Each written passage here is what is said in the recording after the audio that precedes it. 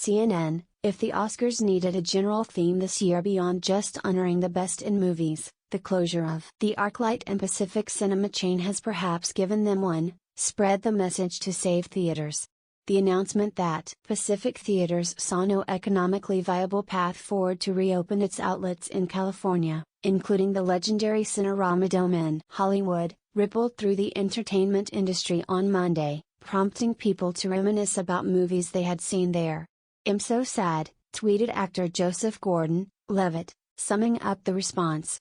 "I remember going to the Cinerama Dome to see Star Trek IV with my dad when I was little. So many memories since then." Others shared similar stories. "Personally, that would include seeing The Wind and the Lion as a kid back in the mid-1970s, watching Sean Connery, who will be among the standout names in this year's Academy Awards in Memoriam segment, wield a sword in epic, swashbuckling fashion."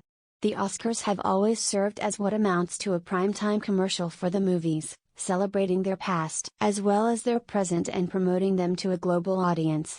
But while a year of pandemic-related shutdowns hasn't dampened enthusiasm for escaping into entertainment, it has placed dark clouds over the future of theaters, and whether people fed a steady diet of streaming content into their homes will be lured out of them as readily, especially if public health concerns about mass gatherings and crowded indoor spaces linger. The conversation on social media immediately turned to efforts to save the Cinerama Dome in particular, and it seems possible that someone will, whether that's a consortium or an entity like Netflix, which bought Hollywood's Egyptian theater last year, recognizing the goodwill that would come from ensuring the survival of such a historic landmark.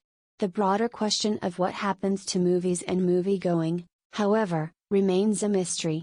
Seemingly, every encouraging sign, such as the pandemic, best box office results in the US for Godzilla vs. Kong, a film whose big names cry out for a screen of similar stature, has been balanced by a cautionary disclaimer, delayed release or some other step backward.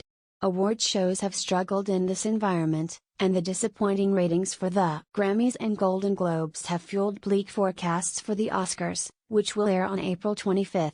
Organizers of the event have nevertheless forged ahead with what they hope will be a less virtual presentation, which might lift spirits but probably won't do much to boost tune-in. Still, if the reaction to the Arclight and Pacific news indicates anything, it's that the movie industry is at a tenuous crossroads, giving the celebratory aspect of the awards a clearer and more urgent mission.